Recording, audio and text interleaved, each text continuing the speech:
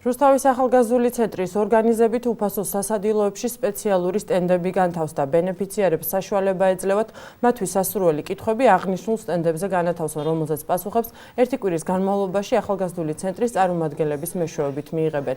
ბენეფიციართა ხელშეწყობის პროგრამის ფარგლებში ბენეფიციარებს ყოველკვირეულად ჟურნალ-გაზეთები უსასყიდლოდ ურიგდებათ.